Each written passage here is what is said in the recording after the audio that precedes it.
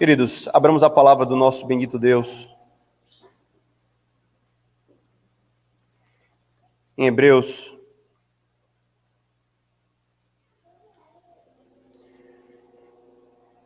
capítulo 12. Continuaremos a nossa exposição sequenciada da Epístola aos Hebreus.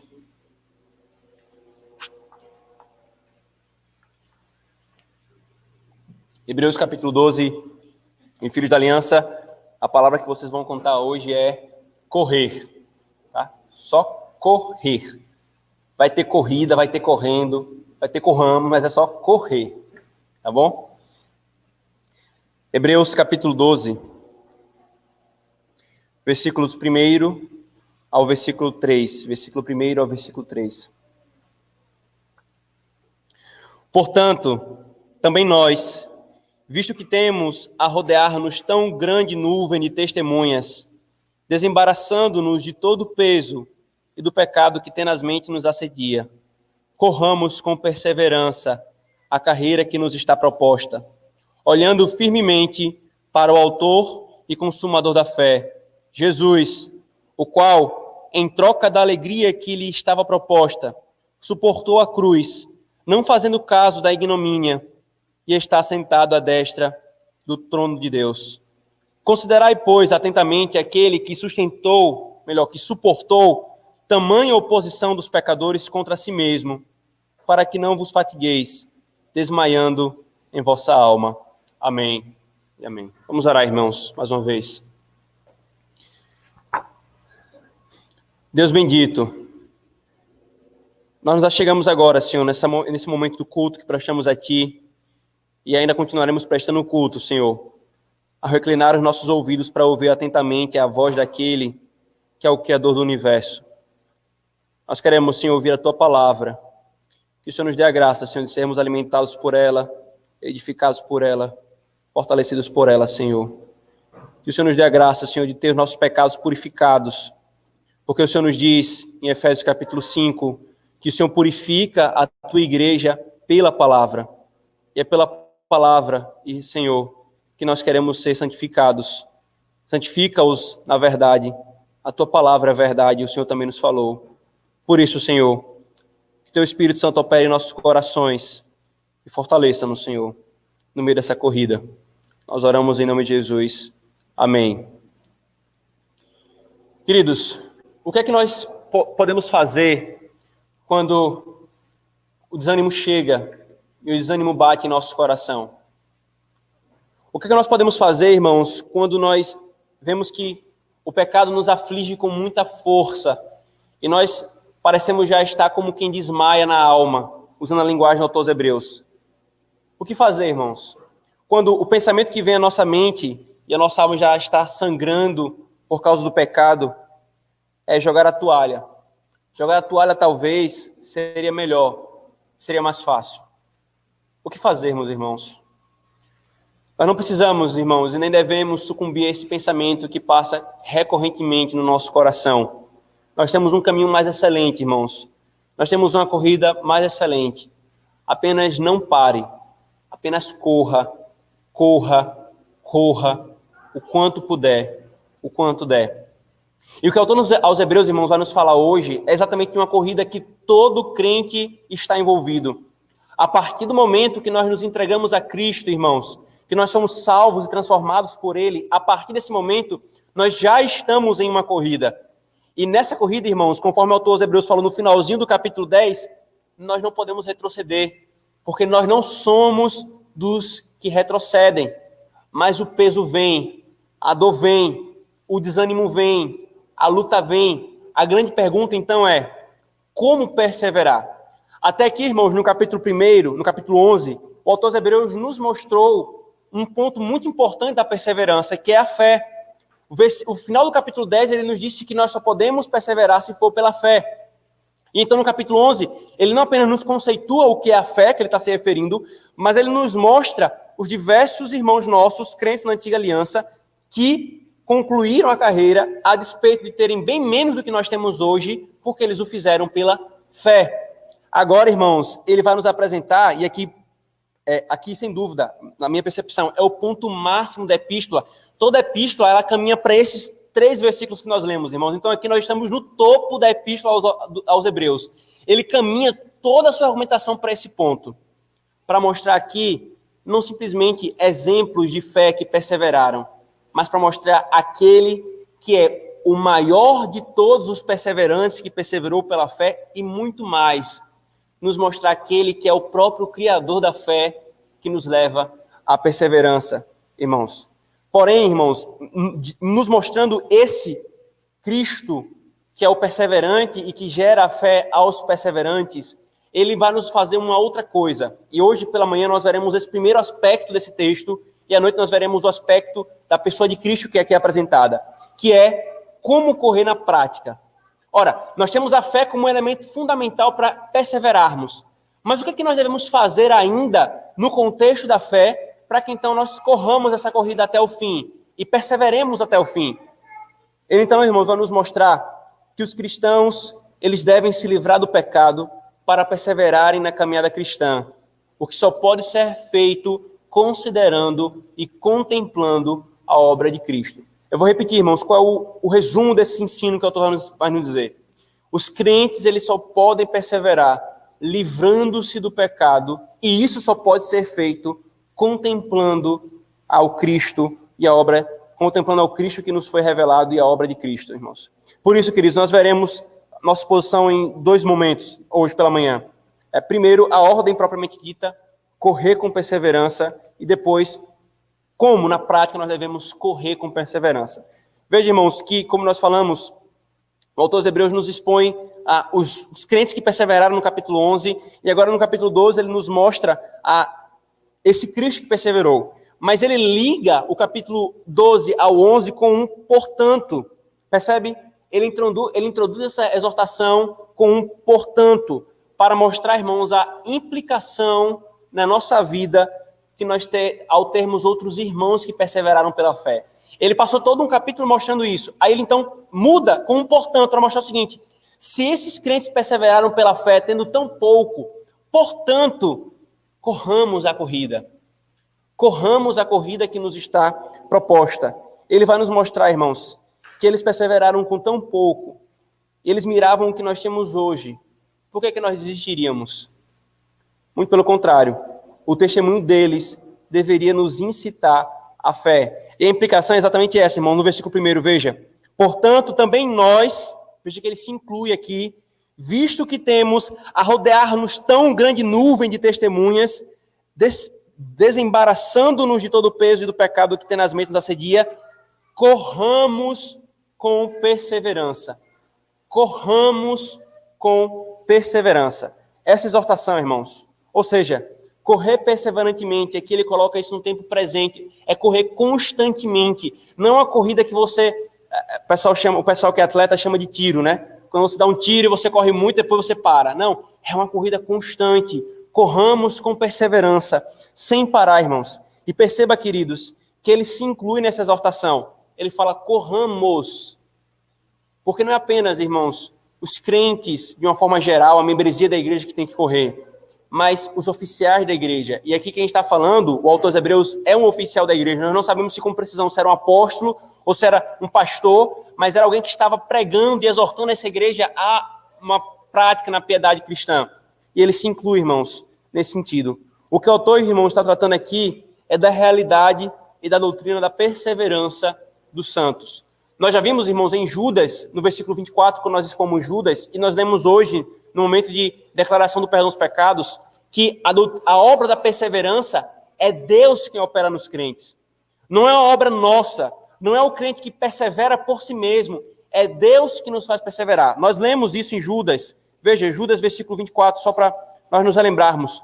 Aquele que é poderoso para vos guardar de tropeços e para vos apresentar com exultação, imaculados diante da sua glória. É Deus, irmãos, que nos faz perseverar. Como bem falou a nossa confissão sobre a doutrina da perseverança dos santos, ela diz: esta perseverança dos santos não depende do livre-arbítrio deles, mas da imutabilidade do decreto da eleição, procedente do livre e imutável amor de Deus Pai, da eficácia do mérito e intercessão de Jesus Cristo, da permanência do Espírito e da semente de Deus neles e da natureza do pacto da graça. De todas essas coisas vem a certeza e a infabilidade. Ou seja, é Deus quem faz os crentes perseverarem. Mas ainda assim, irmãos, nesse contexto, a doutrina da perseverança, ela é exortada aos crentes. É Deus quem nos faz perseverar, mas isso não é uma cama para preguiçosos. Ele não deixa de falar, sou eu que faço vocês perseverar, mas vocês devem ser diligentes, corram a corrida que é proposta. E é nesse aspecto aqui, irmãos, que o autor está falando. Ele está falando da perseverança dos santos, mas focando no aspecto do nosso relacionamento pactual. Vocês devem correr, serem diligentes e não desistir. Quando os apóstolos ensinam, irmãos, essa doutrina, eles sempre colocam uma coisa junto da outra.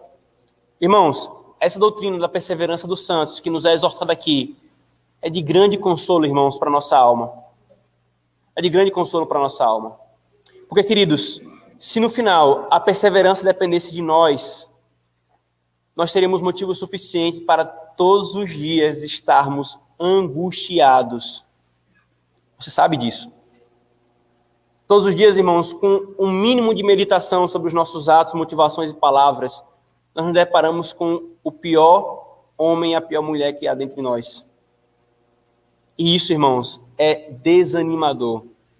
Quando nós nos deparamos, irmãos, com essa exortação que nos chama a responsabilidade pactual, mas no seu contexto maior da perseverança, é Deus quem nos faz perseverar, e ele vai falar isso logo em seguida, porque Cristo é o autor da fé, mas ele não é apenas o autor da fé, ele é o que consuma a fé. Ele não apenas cria e fala, já fiz muito, te vira. Ele cria e leva ela a bom termo. Ele consuma essa fé. Ele é o autor e consumador dessa fé. Isso, irmãos, é encorajamento para que nós corramos. Se ele simplesmente falasse, corram, se nós temos essa base, nós teríamos motivo suficiente para não sair do lugar. Mas ele fala, corram, porque eu criei a fé e eu vou levar essa fé a bom termo. Por isso, corram, não parem. Isso, irmãos, é consolo para nós. Isso deve nos levar à seriedade e à diligência, irmãos, nesse aspecto da nossa caminhada cristã. Só que o ponto principal aqui, irmãos, além da exortação, como ponto ápice, e nós já vimos que a ênfase da epístola aos autores hebreus é perseverança, persevere, não pare. Um ponto importante aqui, irmãos, é mostrar como então nós perseveramos na prática. Como? E ele faz isso, irmãos, nos mostrando aquela dinâmica que eu já falei para os irmãos de um verbo no imperativo, quando vem outros verbos no gerúndio, isso no português, ele está nos mostrando como obedecer. Ele faz a mesma coisa aqui. O verbo no imperativo aqui é o versículo 3. Considerai, pois, atentamente. O corramos é uma exortação. Mas esses dois verbos, corram, né? Corramos e considerai, eles estão um ligado ao outro e tem por prática, ou seja, como nós fazemos isso de uma forma prática, nesses que vão vir agora, queridos. E o autor nos faz isso, irmãos, de duas formas. Como que nós devemos correr? Ele fala isso de uma forma positiva e de uma forma negativa. Como assim, irmãos? Veja, um primeiro aspecto positivo é no versículo 1. Visto que temos a rodear-nos tão grande nuvem de testemunha.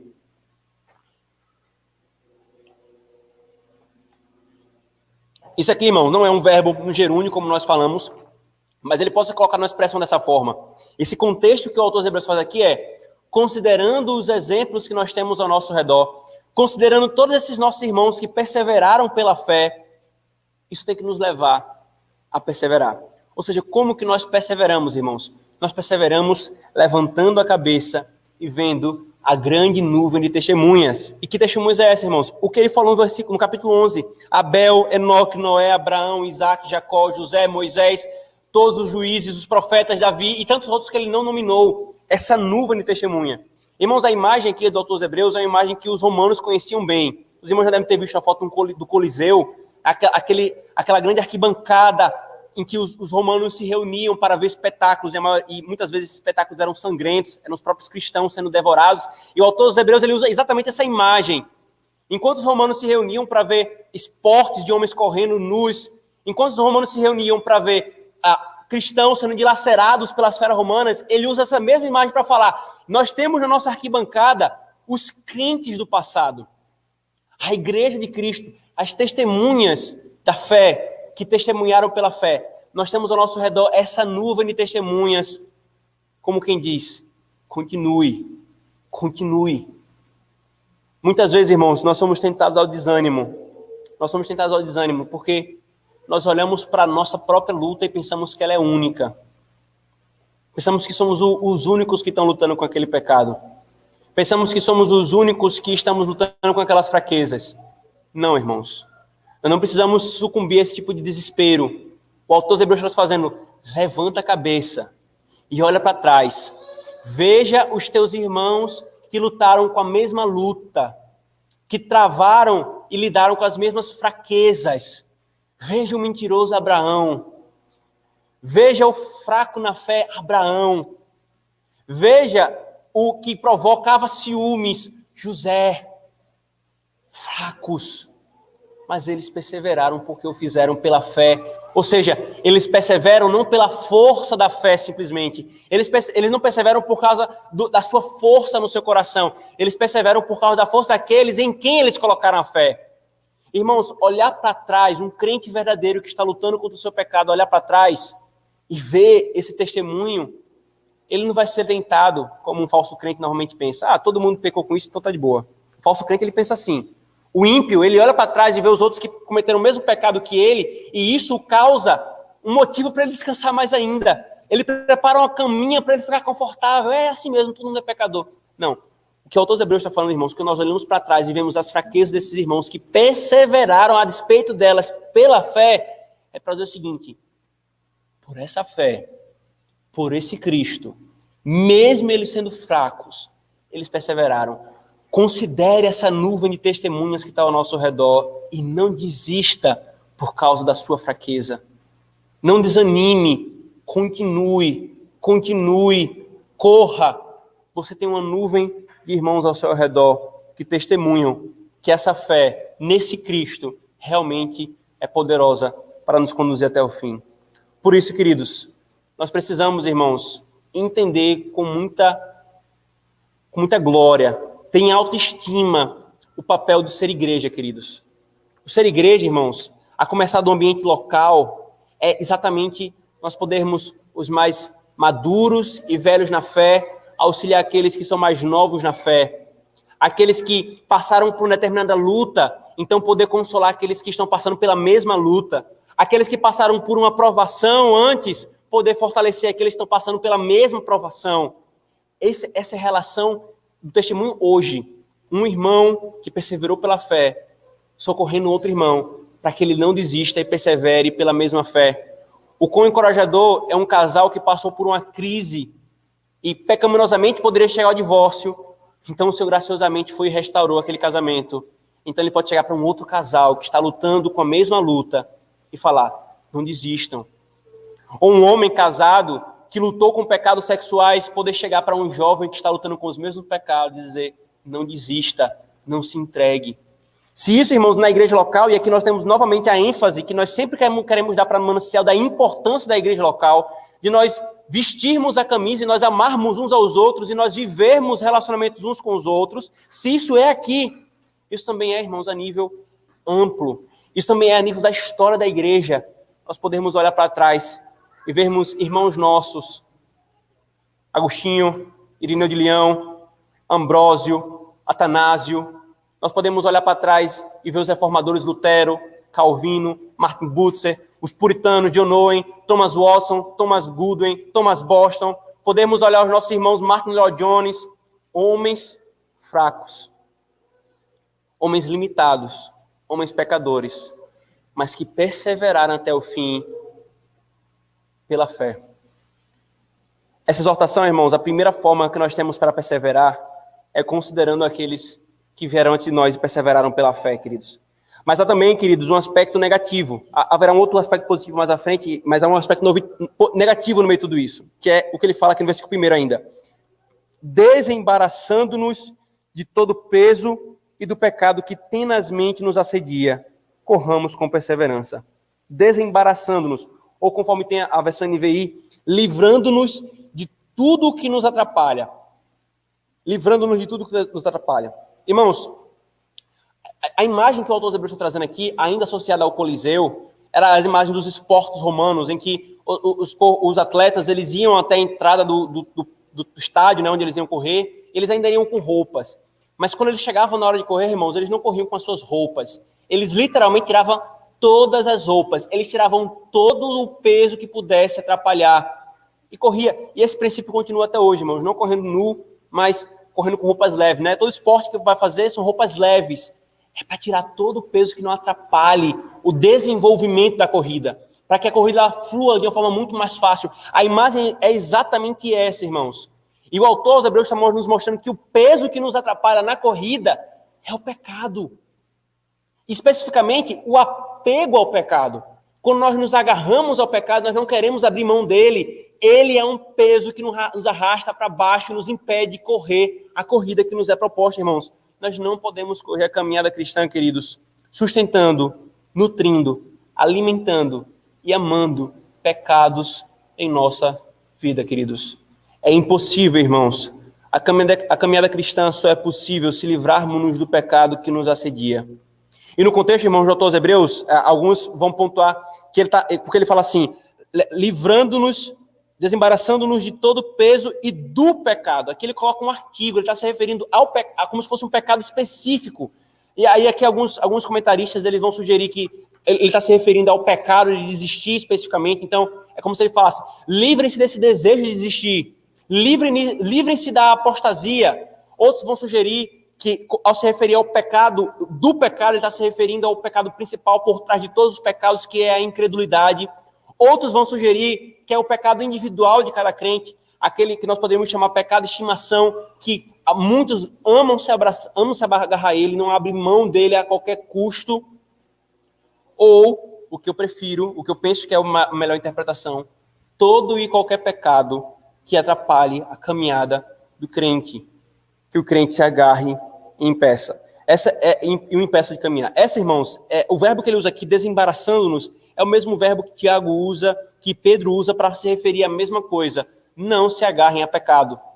É o mesmo verbo. E o autor usa aqui. Não se agarre ao pecado. Amados, apegar-se ao pecado é uma das piores coisas que os crentes podem fazer. E não é à toa, irmãos, que ao fazermos isso, ao não querermos abrir mão de um determinado pecado, irmãos, a caminhada torna-se dura. E aqui, queridos, é um apegar-se consciente, é saber que aquilo é pecado e ser displicente e negligente na mortificação daquele pecado. E daqui a pouco nós estamos tão desanimados que nós não sabemos o porquê. O porquê está aqui, irmãos. A caminhada, ela não pode progredir se nós nos agarrarmos ao pecado. Isso é fatal, irmãos. Às vezes, querido, nós nutrimos o pecado e o tratamos como algo tão simples, como se fosse algo singelo, como se fosse algo agradável, irmãos. Queridos, nós muitas vezes minimizamos o pecado. Irmãos, o pecado não é pouca coisa não, queridos. O pecado é a pior desgraça que existe na nossa realidade, irmãos. A fome não é uma desgraça. A desigualdade não é uma desgraça comparada com o pecado. Ou melhor, é uma desgraça. A fome, a desigualdade. Mas o ponto aqui é que é o pecado que é a fonte dessas desgraças. E nós muitas vezes achamos a pior coisa do mundo, a fome, a miséria, as guerras, os assassinatos, e são ruins. Mas tudo isso começa com uma desgraça maior e anterior, que é o pecado. E nós minimizamos, irmãos, nós percebemos isso como na maneira como nós reagimos contra o pecado. Na não diligência em perceber que estamos pecando ou não, na busca por soluções não devidas para o nosso pecado. Nós sabemos que provavelmente estamos pecando, e nós buscamos soluções não devidas para o pecado. Isso é minimizar a gravidade do pecado, irmãos. Mas o pecado, irmãos, ele é nosso inimigo. Ele nos faz mundanos. Ele interrompe a nossa comunhão com Deus, irmãos. O pecado, queridos, conforme Joel Bick falou certa vez, o pecado é anti-Deus. O pecado é anti-Deus. Ele, irmãos, ele é o peso que nos impede de perseverar. É isso que o pecado é, queridos. Ele nos puxa para a desistência. O pecado, irmãos, é como uma pedra que é amarrada aos nossos pés e nós somos jogados ao mar. E nós queremos nadar. Nós queremos colocar a cabeça para o lado de fora da água. mas ele está nos puxando para baixo. E quanto mais, irmãos, nós quisermos nos agarrar a determinados pecados, mais nós seremos puxados para baixo. E nós teremos dificuldade, irmãos, de manter nossa cabeça para fora. Diante de tudo isso, queridos, qual a dificuldade de nós nos livrarmos do pecado? Por que nós relutamos tanto, irmãos, em reconhecer um pecado em nossa vida e então abrirmos mãos e estarmos dispostos a abrir mão dele, queridos? Por que, irmãos, nós protegemos tanto o nosso pecado de estimação e rosnamos quando ele é mexido? Por que, irmãos, nós racionalizamos e mudamos tanto os nomes dos pecados para que a nossa consciência fique mais tranquila? Por que, irmãos, nós somos tão lenientes?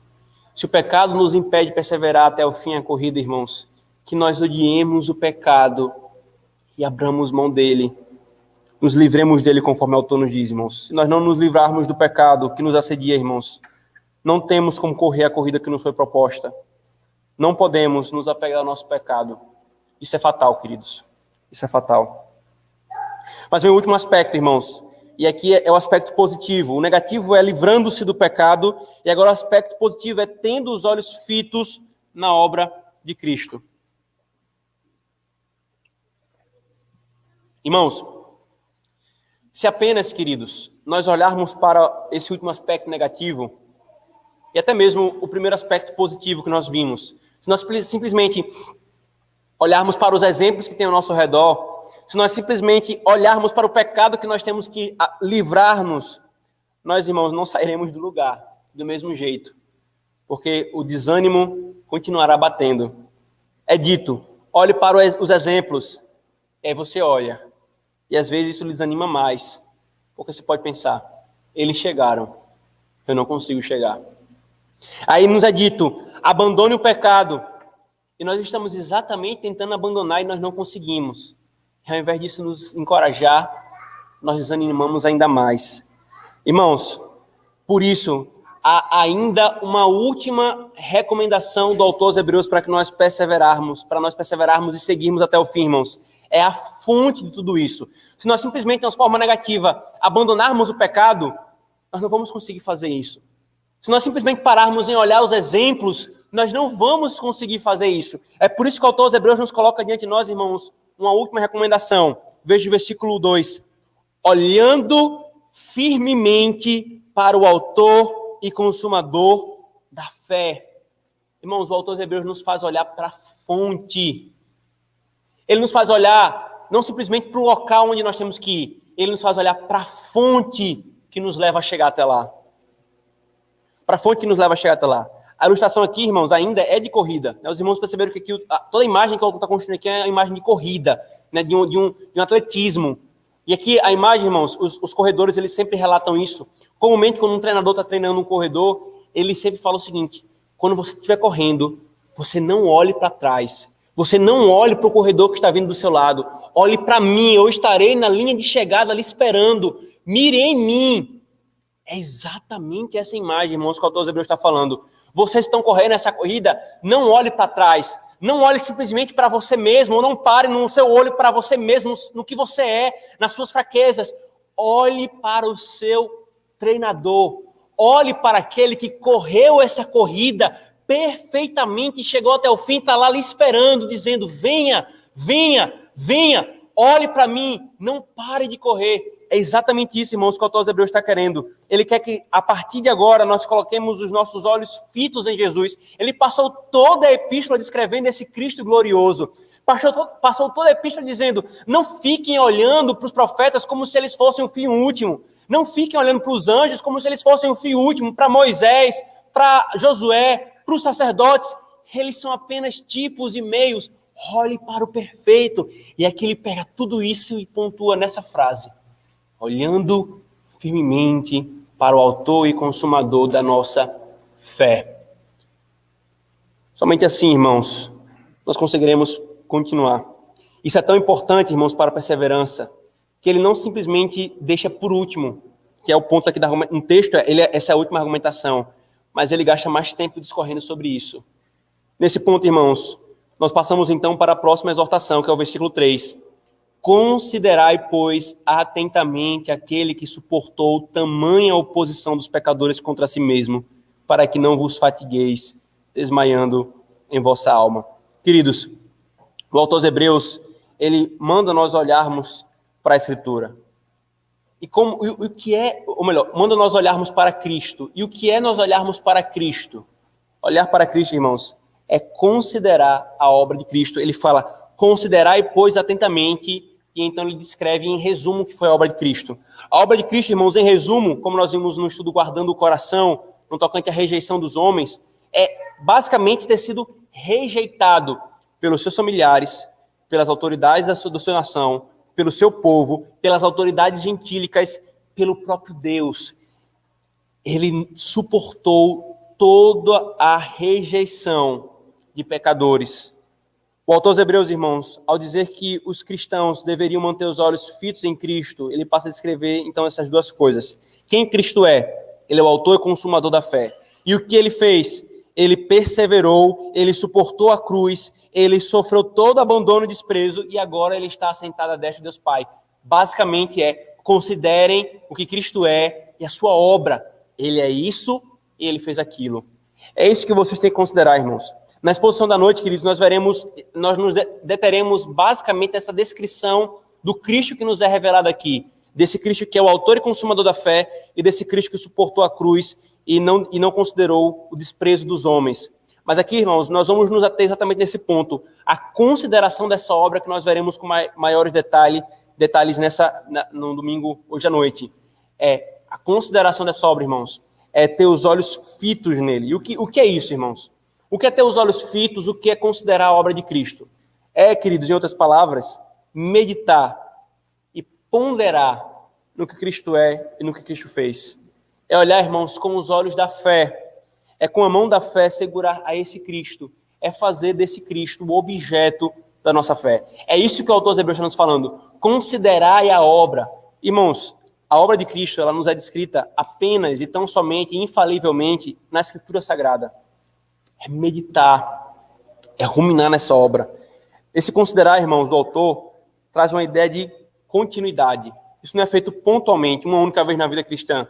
Isso é constantemente feito na vida do crente. O crente constantemente ele precisa trazer diante de si a lembrança do que foi a obra de Cristo. É por isso, irmãos, que toda semana nós temos um dia da semana que o Senhor ordenou que nós santificássemos esse dia, não fizéssemos nenhuma outra coisa a não ser adorá-lo e separar para meditação. Nós podemos e devemos fazer isso, irmãos, todos os dias da semana. É por isso o culto doméstico, é por isso a devocional. Mas há um dia que tem que ser como uma marca, como uma estaca fincada que não pode ser negociada de forma alguma, para nós considerarmos, pela pregação da palavra, a obra de Cristo, para nós considerarmos em casa, sem o turbilhão de afazeres que nós temos que fazer em nossas vocações ordinárias, sobre a obra de Cristo, o que ele é e o que ele fez. Como Mark Jones, irmãos, disse, citando esse texto, recebemos a ordem de fixar os olhos em Jesus Cristo nessa vida, porque viveremos assim na eternidade. Quando olhamos para ele, não pecamos. Quando olhamos para longe dele, colocamos-nos em grave perigo. No céu, a visão perpétua dele removerá esse perigo para sempre. Colocar os olhos nele, irmãos, nos lembra e nos faz caminhar em santidade. E por que, irmãos, olharmos para Cristo? Porque, irmãos, é da obra consumada de Cristo que emana as riquezas, não apenas da justificação, mas também da santificação e também da glorificação. É da obra dele que vem tudo isso, irmãos. E qual é a finalidade disso? O autor dos Hebreus diz: por que nós devemos considerar atentamente essa obra e não tirar os olhos dele? Para que não vos fatigueis. Mais uma vez, a imagem da corrida. Você está correndo. Como é que você não vai cansar? Não é olhando para trás. Não é olhando para si mesmo. É olhando para o final, para o autor e consumador da fé. Vocês não vão fatigar. E aqui, irmãos, olha, ele coloca, para que vocês não vos fatigueis, desmaiando em vossa alma. Ele não coloca, eu já mencionei para os irmãos que o grego ele tem alguns recursos para negar, para dizer não. E alguns desses recursos eles são muito enfáticos. E aqui, irmãos, é um dos recursos mais enfáticos que se pode ter no grego. Para que vocês não se cansem. Irmãos, ele está dando a certeza Se nós olharmos e considerarmos a obra de Cristo, colocando a nossa fé nele, tendo ele como nosso objeto, nós não vamos cansar. Nós não vamos desistir. As nossas forças se renovarão quando nós nos esperarmos nele. E os nossos pés serão ágeis como o da corça. E nós voaremos como a águia que voa quilômetros e quilômetros sem cansar. É a certeza que ele está nos dando, irmãos. Nós não vamos desmaiar. Nós não vamos desmaiar em nossa alma. Muitas vezes, irmãos, essa imagem aqui de desmaiar na alma é muito do que nós sentimos. Muitas vezes, irmãos, diante de nossas hipocrisias, diante das nossas fraquezas, das nossas lutas, dos nossos pecados, das dores que causamos e que nos causam, a expressão que mais resume isso é desmaiar na alma. E o autor aos Hebreus está nos dando uma promessa. Se nós considerarmos e olharmos para Cristo com fé, nós não vamos desmaiar na alma. A obra de Cristo, irmãos, é a fonte contra todo desânimo. É a fonte para todo o ânimo e para toda perseverança, irmãos. Meus irmãos, nós não precisamos para animar de programações. Às vezes, algumas igrejas elas pensam assim, nós temos que fazer muitas programações para agitar os jovens, para animar os jovens, isso tem que animar eles. Irmãos, isso é pueril. Isso não anima ninguém verdadeiramente, isso é apenas momentâneo. Aqueles que já foram para vários acampamentos sabem disso. Eles vêm, só falta não pisar no chão, de tanta unção que ele está. Passou uma semana, daqui a pouco é a mesma coisa. Isso passa. Não são programações, irmãos. Não é preciso inventar coisas para poder ficar animando a igreja, instigando a igreja. Nós não precisamos ficar procurando, irmãos, novas experiências místicas para que eu possa me sentir melhor, para que eu possa me sentir animado. Não, irmãos, eu não preciso de nada. De nada. Porque a obra de Cristo nos é suficiente para nos animar e nos levar a perseverar. Se qualquer coisa, irmãos, se qualquer outra coisa for necessária para esse fim, então Cristo e sua obra não são suficientes e precisam ser complementados. Se nós precisássemos de qualquer coisa, irmãos, para nós caminharmos até o fim na caminhada cristã, no nosso desânimo da nossa alma, se precisássemos de qualquer outra coisa, estaria aqui. Estaria aqui. Porque Deus não faria isso com o seu povo. Ele não falaria uma coisa pela metade, como que está faltando algo fundamental para vocês perseverarem. Eu vou falar aqui só uma parte que é espiritual, que é mística. Não, irmãos, ele está falando o que é tudo. O todo necessário para nós caminharmos até o fim e perseverarmos. Olhar para Cristo. Olhar para Cristo, irmãos. Uma visão pequena da obra de Cristo, irmãos, e dos seus efeitos em nós, nos dará uma visão grande de alternativas forjadas por nossas próprias mãos, mas que no final não nos levarão a nada. Mas uma visão grande, irmãos, de Cristo, da sua obra e de nossa pequenez, nos dará força para nós caminharmos até o fim, a despeito de tudo, irmãos. Porque Cristo perseverou e está exaltado a deixa de Deus Pai. Nós podemos ter plena confiança de que Ele nos fará perseverar, irmãos, até o fim. Medite, crente. Medite na obra de Cristo. Separe os dias do Senhor para fazer isso. Leia um bom livro no dia do Senhor. Leia um bom livro durante a semana, de pouquinho em pouquinho. Pegue o texto dos evangelhos, pegue o texto das epístolas e medite no que esse Cristo fez por mim e por você. No que esse Cristo fez pela igreja. Meditar, irmãos, é um santo exercício, como disse Thomas Watson. É um santo exercício da mente por meio da qual trazemos à memória as verdades de Deus, ponderamos seriamente sobre elas e aplicamos a nós mesmos. Um dos grandes problemas, irmão, na nossa caminhada. Uma igreja que é bem instruída, ela corre essa tentação. É encher a cabeça de informação. Isso é muito bom. Isso deve ser feito. Informação correta deve ser ensinado. Eu estou fazendo essa ressalva aqui, irmãos, porque muitos eles vão para o outro extremo. É como se ter o conhecimento da palavra de Deus fosse inútil. Eu não tenho o que ruminar se eu não tenho algo que seja mastigado. Não tem como uma vaca ruminar se ela não tiver palha na boca, se ela não tiver grama na boca. A grama é a doutrina, é o conhecimento. Mas nós não podemos parar aqui. É o conhecer e perguntar como isso aplica-se em minha vida. Não é como isso se aplica na vida do meu irmão Vitor, na vida do Valdir, na vida do Júnior. É eu perguntar como que isso se aplica na minha vida, nas minhas lutas. A verdadeira meditação, irmãos, um outro puritano chamado Edmund Callamy, a verdadeira meditação se dá quando uma pessoa de tal modo medita em Cristo, que tem seu coração inflamado com o amor de Cristo, e de tal modo medita nas verdades de Deus, que se vê transformada por elas, e de tal modo medita sobre o pecado, que o seu coração passa a odiá-lo. E aí, irmãos, conclui. A principal razão por que a fé nos é dada era para que nós possamos contemplar a glória de Cristo e sermos afetados por ela. Como, irmãos, nós fazemos isso? Pela meditação. Meditação é uma palavrinha para esse verbo. Considerai, pois. Meditem. Por isso, diante de tudo isso, se você não está em Cristo, você não pode correr a corrida para a cidade santa. Você corre uma jornada para o inferno, a trilha larga que leva à destruição. Agora, se você olhar em Cristo, hoje, com os olhos da fé, você e agarrá-lo com a mão da fé, você será conduzido perseverantemente à Nova Jerusalém.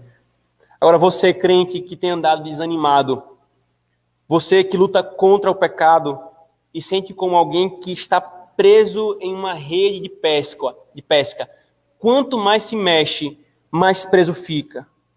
Que se sente como alguém que está enterrado na areia. Sabe quando, às vezes, normalmente os pais passaram por essa experiência, cavam um buraco, entra, o filho vai em terra, você fica só com a cabeça lá de fora. Muitas vezes, irmãos, a luta contra o pecado faz com que muitos de nós nos sintamos assim, como quem está preso debaixo da areia e não consiga se movimentar. Se você está caminhando assim, e está nesse buraco que você mesmo cavou, lembre-se da obra de Cristo. Lembremos-nos, irmãos, Ele trilhou o mesmo caminho para que eu e você pudéssemos trilhar, e Ele pode nos socorrer. Ele pode nos socorrer. Corra para o trono da graça. Saiba que você trilha o caminho estreito para a Nova Jerusalém. Saiba que Ele foi à frente preparar lugar para você e encontre força nisso. Você não foi chamado a caminhar sobre as águas como Pedro, confiando em si mesmo, mas foi chamado a andar pelas águas pela fé. Mas e quando nós fraquejamos? Nós afundamos. E o que é que nós fazemos? Senhor, salva-me. Nós ouviremos, homem de pequena fé, mas Ele nos estenderá a mão e nos tirará, queridos. Lembre-se, crente que está desanimado, das muitas promessas que há para os que perseveram até o fim. Eu cito algumas. Ao vencedor darei o direito de comer da árvore da vida que está no paraíso de Deus, Apocalipse 2,7. Ao vencedor, de modo algum, sofrerá a segunda morte, Apocalipse 2,11. Ao vencedor darei o maná escondido, também lhe darei uma pedra branca com um novo nome nela escrito, conhecido apenas por aquele que o recebe. E essas promessas, irmãos, são abundantes na Escritura Sagrada. Que pela fé, você, crente que está desanimado, olhe para Cristo e persevere. Agora, você, crente que tem perseverado, continue firme. Nunca, absolutamente nunca, pense que você está firme e animado porque você é bom. Nunca. Esse é o primeiro passo para cair nessa corrida e perder muito tempo. Não há diferença de homem para homem, irmãos, senão a presença da graça de Deus. Não há diferença entre nós, irmãos, senão a presença da graça de Deus. Em todos nós, irmãos, o que nos impede de cometer barbáries pior do que homens como Hitler não é o nosso senso de justiça e moral, não é o nosso conhecimento da lei, não é, irmãos. O que nos impede de sermos vis tal qual Hitler é a graça de Cristo que abunda no seu povo. Por isso, crentes, não confiemos. Se você está caminhando firme, não confie e não pense que isso é porque você é bom. Não se soberbeça e tenha sempre a obra de Cristo diante de si para se lembrar do que Paulo fala em Romanos 6, do Romanos 9,16. Não depende do desejo e do esforço humano, mas da misericórdia de Deus. Que o Senhor, irmãos, nos fortaleça a perseverarmos até o fim na luta contra o pecado. Amém, irmãos. Oremos. Senhor Deus, o pecado, Senhor, é uma desgraça na nossa vida.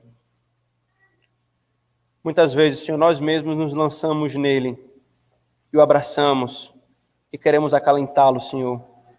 Muitas vezes nós até mesmo, Senhor, rosnamos para qualquer tentativa de apontá-lo ou dele ser tirado. O Senhor nos perdoa por isso, Pai. Tem misericórdia de nós. Tem misericórdia de nós, Senhor. Porque essa desgraça realmente nos empurra para baixo, Senhor. Quando nós queremos caminhar a corrida que nos foi proposta, o pecado, então, nos traz desânimo. As nossas fraquezas, as nossas lutas, os pecados recorrentes, Senhor, queda após queda, queda após queda, o senso de hipocrisia, a consciência machucada, Senhor. Tudo isso, Senhor, nos leva ao desânimo. É por isso, Pai, que diante dessa realidade que o nosso coração passa, que nós nos deparamos com textos como esse, que o nosso coração se alegra por teu amor paternal, que não está, Senhor, pronto a nos acusar, mas que está pronto a nos alertar e nos mostrar o nosso pecado, mas antes, nos levantar com a tua graça. Obrigado, Senhor, por tal instrução tão clara sobre como perseverarmos, Senhor. Nos dá graça, Senhor, então, de considerarmos uns aos outros, aos nossos irmãos e a nuvem de testemunha que veio antes de nós para perseverarmos. Nos dá graça, Senhor, de nós nos livrarmos do pecado que nós temos nos agarrado e que tenazmente nos assedia, Senhor. Nos dá graça, Senhor, de termos os nossos olhos firmes constantemente em Cristo, Senhor. Que toda manancial, Senhor, a Igreja Presbiteriana Manancial do Natal, caminhe junto e firme, olhando para Cristo, Senhor. Nos dá essa graça, Senhor, de continuarmos, de começarmos essa carreira, seguirmos por essa carreira e terminarmos essa corrida juntos, Senhor. Nós oramos em nome de Jesus. Amém.